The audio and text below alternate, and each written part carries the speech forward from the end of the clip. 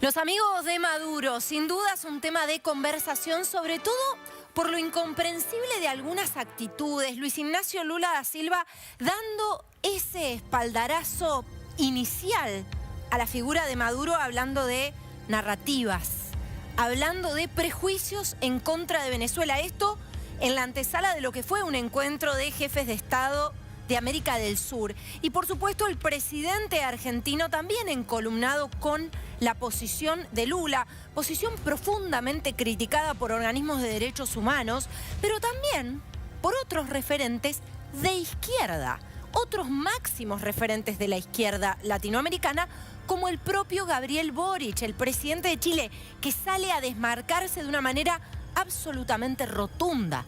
Porque claro, sobre Nicolás Maduro pesan denuncias por crímenes de lesa humanidad y pesa también ser el responsable del éxodo de más de 7 millones de personas de un país que vive una verdadera catástrofe humanitaria.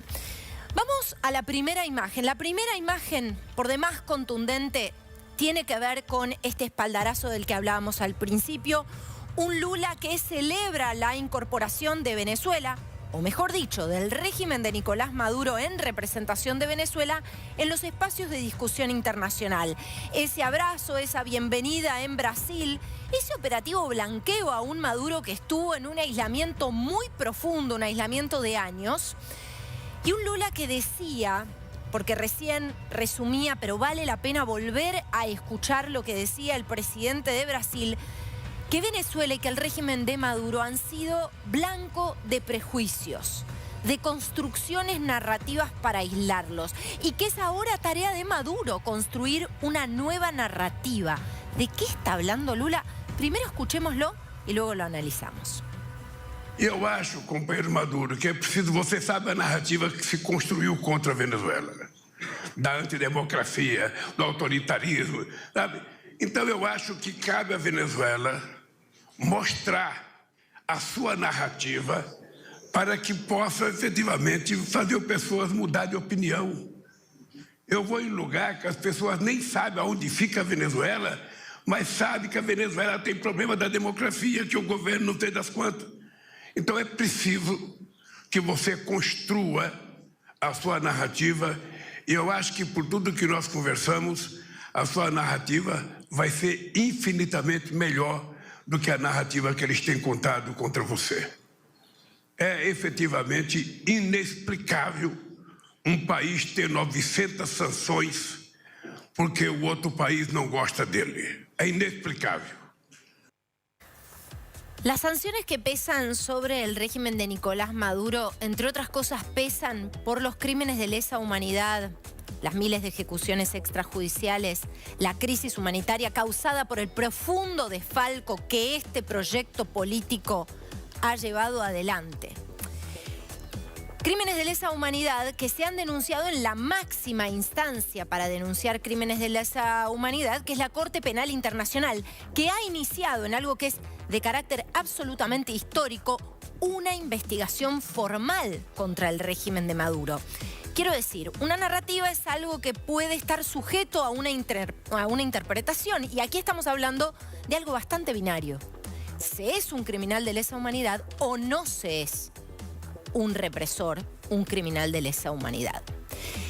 En este caso, Nicolás Maduro, además también, como lo mencionaba recién, es responsable, junto con la cúpula del régimen chavista, de la crisis humanitaria que ha provocado el éxodo en estos años de más de 7 millones de personas. 7 millones de personas huyendo, digo bien, de un país que en algún momento supo ser la joya de la corona latinoamericana por la cantidad de recursos naturales y de riquezas con las que cuenta Venezuela. No obstante, imagínense ustedes la naturaleza del vaciamiento de las arcas del Estado venezolano, que estamos hablando de más de 7 millones de personas empujadas al éxodo. Por supuesto, tenemos también imágenes como esta, ¿no? Periodistas siendo agredidos por la custodia de Maduro. Claro, déjenme aclararles.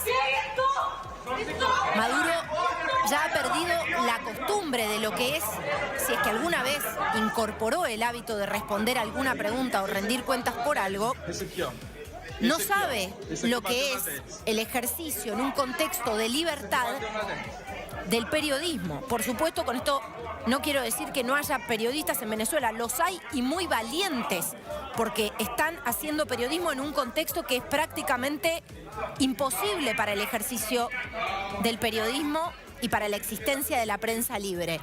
Pero fíjense ustedes lo que pasaba con la custodia de Maduro y los periodistas que querían hacerle preguntas. Alberto Fernández, presidente argentino que ha abogado por la presencia de Maduro en distintas instancias de discusión internacional. Bueno, imagen aquí con Nicolás Maduro, pero además hubo tuit y bilateral. Me reuní con el presidente de Venezuela, Nicolás Maduro, para seguir avanzando en la construcción de una América Latina unida que defienda los procesos democráticos, los derechos humanos y la libertad de los pueblos. Bueno, todos derechos y pilares avasallados por el régimen de Maduro, ¿no? Si alguien no representa los procesos democráticos, la defensa de los derechos humanos y la libertad de los pueblos, es Nicolás Maduro. Bueno, con todo este mar de contradicciones tenemos que ir un poco atrás en el tiempo, pero no mucho, para encontrarnos con un presidente argentino que abogaba por la presencia y la representación de regímenes autocráticos de América Latina, entre ellos el régimen venezolano, en el contexto de la cumbre de la CELAC. Vamos a escuchar lo que decía Alberto Fernández. Y debemos trabajar todos unidos. Debemos trabajar también para que los bloqueos se terminen en este continente. Tenemos 2 países bloqueados y eso es imperdonable. Y ahora Venezuela, que esperemos que rápidamente eso se termine pronto. Que el bloqueo se termine pronto. Y que los venezolanos vivan en democracia, eligiendo libremente como ellos quieran. Lo que nosotros debemos hacer es trabajar en pos de esa unidad. Bueno, para empezar, una aclaración técnica sobre el régimen venezolano. Pesan sanciones, no un bloqueo. O sea, es categóricamente falso que haya un bloqueo contra Venezuela o contra el régimen venezolano. Pesan sanciones. Sanciones que tienen como argumentación esto que acabamos de esbozar recién: violaciones de derechos humanos, denuncias ante las máximas instancias internacionales y, por supuesto, una crisis humanitaria que viene de un proyecto profundamente y esencialmente corrupto. Mientras tanto, por supuesto, nos preguntamos, bueno, ¿qué pasó con el resto de los líderes de la región? El presidente uruguayo, muy claro en sus definiciones, Luis Lacalle Pou, claramente recortándose o saliendo de la línea de connivencia con Nicolás Maduro y del operativo blanqueo a Nicolás Maduro.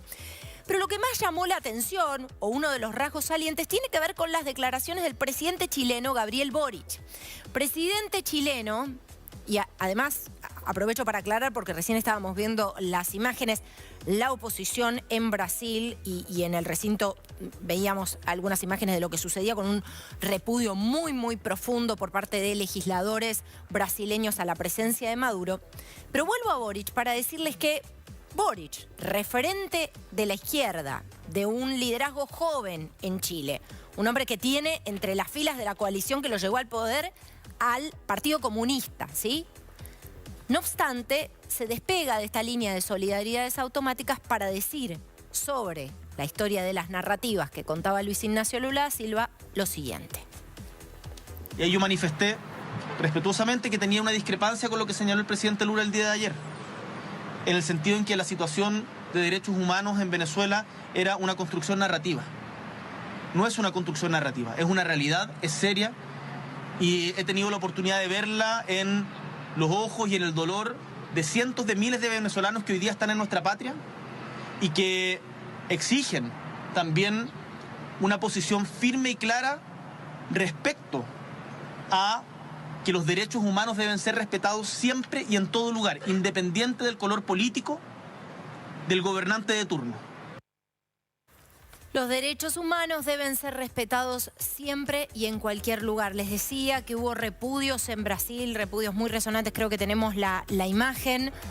Digo, para marcar también, y algo similar ha sucedido en otras instancias internacionales, que esto tiene un costo para la política interna, ¿no? Para muchísimos de los líderes que deciden encolumnarse detrás de este operativo de blanqueo a Maduro, de reincorporación de Maduro en las instancias de conversación regional y en instancias incluso más amplias en su alcance.